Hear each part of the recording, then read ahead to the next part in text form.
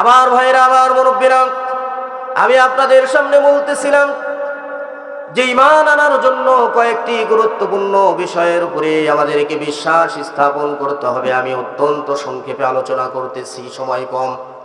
আমার ভাইরা, 3 নাম্বার বিষয় হচ্ছে আল্লাহর কুদরতে বিশ্বাস করতে হবে।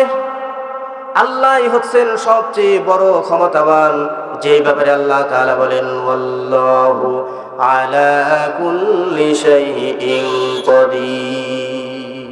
আল্লাহ হচ্ছেন সবচেয়ে বড় শক্তিশালী, সবচেয়ে বড় ক্ষমতাবান। কি বলেন? আল্লাহর চাইতে শক্তিশালী, আল্লাহর চাইতে ক্ষমতাবান আর কেউ আছে পৃথিবীতে? নাই। আল্লাহ রাব্বুল আলামিন বলেন وَإِن يَمْسَسْكَ اللَّهُ بِضُرٍّ فَلَا كَاشِفَ لَهُ إِلَّا هُوَ।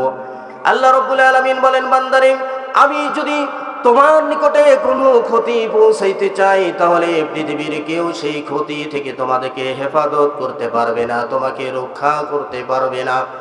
وَإِن يُرِدْكَ بِخَيْرٍ فَلَا رَادَّ لِفَضْلِهِ। আর যদি তোমার নিকটে আমি কোনো কল্যাণ পৌঁছাইতে চাই, তাহলে পৃথিবীর কোনো শক্তি সেই কল্যাণ থেকে তোমাকে বঞ্চিত করতে পারবে না। পারবে? কারো বাপের সাধ্য আছে যে আল্লাহ যদি কারো মঙ্গল চান তার অমঙ্গল করতে পারবে? পারবে না। আল্লাহ রাব্বুল আলামিন আরো বলেন মা ইয়াফতাহিল্লাহু লিন-নাসি মির রাহমাতিন ফালা মুমসিকা লাহা। আল্লাহ রাব্বুল আলামিন বলেন, বান্দারে, আমি যদি কারো জন্য আমার রহমতের দরজা খুলে দেই, তাহলে পৃথিবীর কেউ সেই রহমতের দরজা বন্ধ করে দিতে পারে না।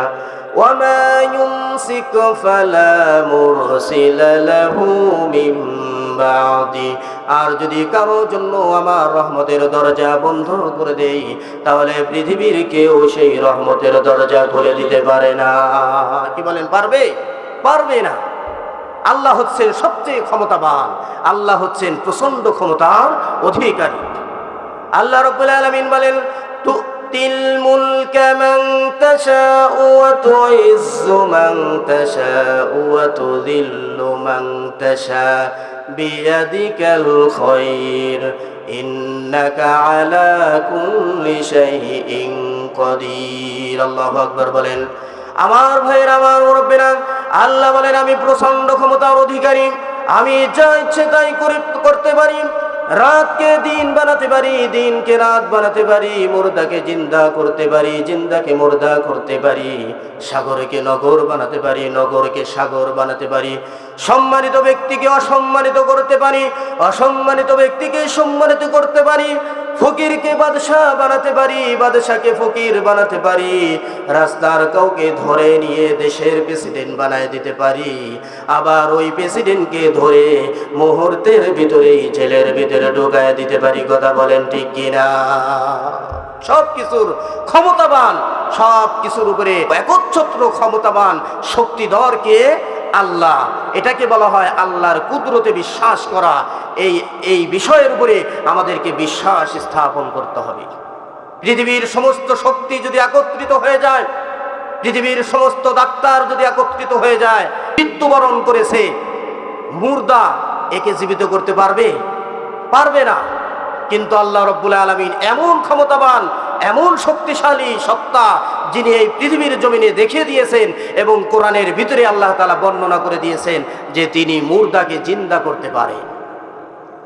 আমার ভাইয়েরা, আমার মুরব্বিরা, আল্লাহর নবী হযরত ইব্রাহিম আলাইহিস সালাতু ওয়াস সালাম, নাম শুনেছেন আপনারা? আমাদের জাতির পিতা। আমাদের জাতির পিতা কে বলেন? ইব্রাহিম আলাইহিস সালাতু ওয়াস সালাম। তিনি একদা সাগর পারে হাঁটতেছেন, সাগরের কিনারা দিয়ে হাঁটতেছেন। তিনি লক্ষ্য করে দেখেন সাগরের কিনারায় পানির উপরে বিশাল বড় বড় মাছ মরে ভেসে রয়েছে এবং আরো কিছু প্রাণী মরে সেই পানির উপরে ভাসতেছে। ইব্রাহিম আলাইহিস সালাতু ওয়াস সালাম এগুলোকে দেখে তিনি মনে মনে চিন্তা করলেন এবং বললেন, রব্বি আরিনি কাইফা তুহয়িল মাউতা। আল্লাহ, এই যে এরা মৃত্যুবরণ করেছে, এদেরকে পুনরায় আপনি কেমনে জীবিত করবেন একটু আমাকে দেখায় দেন। এই কথা কে বললেন? ইব্রাহিম আলাইহিস সালাতু ওয়াস সালাম। আল্লাহ রাব্বুল আলামিন সাথে সাথে বললেন, ক্বালা ওয়ালাম তুমিন, হে ইব্রাহিম তুমি কি বিশ্বাস করো না? হে ইব্রাহিম তোমার অন্তরের ভিতরে কি এই বিশ্বাস নাই আমি আল্লাহ রাব্বুল আলামিন পুনরায় মৃত্যুকে জীবিত করতে পারবো?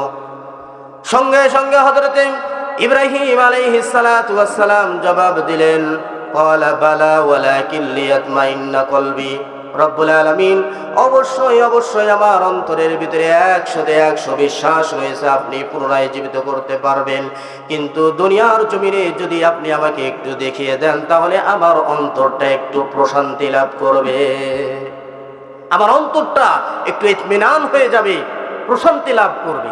এই জন্য আমি একটু দেখতে চাচ্ছি কেমনে, কিভাবে, কোন পদ্ধতিতে আপনি জীবিত করবেন এটা আমাকে একটু দেখান। আপনি জীবিত করতে পারবেন এটা আমার বিশ্বাস আছে, 100% বিশ্বাস আছে, কিন্তু আসলে সেটার পদ্ধতি কেমন হবে এটা আমাকে একটু যদি দেখিয়ে দিতেন তাহলে আমার অন্তরটা একেবারে প্রশান্তি লাভ করতো। কি বলেন?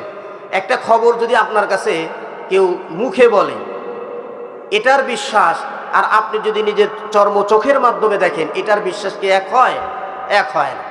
চোখের মাধ্যমে যেটা আমরা দেখি একেবারে অন্তরটা পরিতৃপ্ত হয়ে যায়। এই কথাটাই ইব্রাহিম আলাইহিস সালাতু ওয়াস সালাম কাকে বললেন? আল্লাহকে বললেন যে আমাকে একটু দেখায় দেন। আল্লাহ রাব্বুল আলামিন তখন বললেন, ক্বালা ফাখুয আরবাআতাম মিনাত তায়র, যে হে ইব্রাহিম তুমি একটা কাজ করো, বাজারে যাও। কোথায় যাও? বাজারে যাও।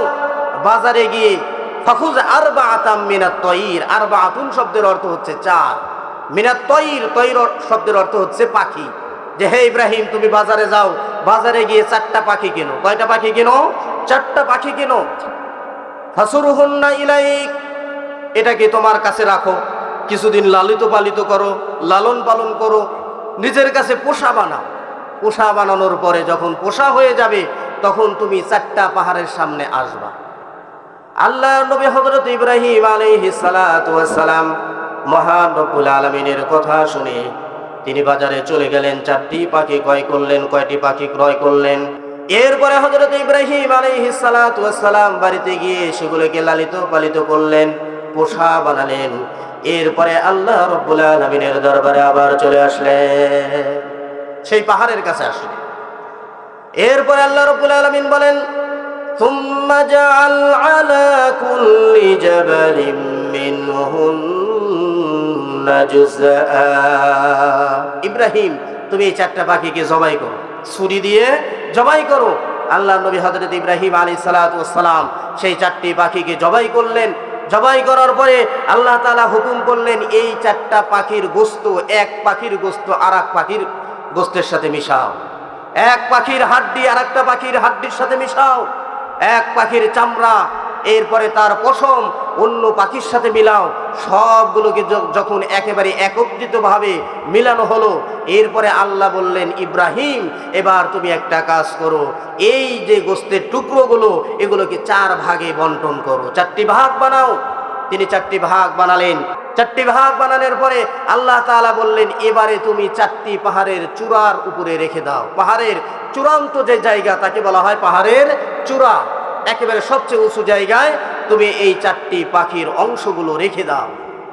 এরপর আল্লাহ রাব্বুল আলামিন বলেন, সুম্মা দুহুন্না ইয়াতিনাকা সায়া, এরপরে আল্লাহ রাব্বুল আলামিন বললেন, হে ইব্রাহিম এবার তুমি তোমার পাখিগুলোর নাম ধরে ডাক দাও।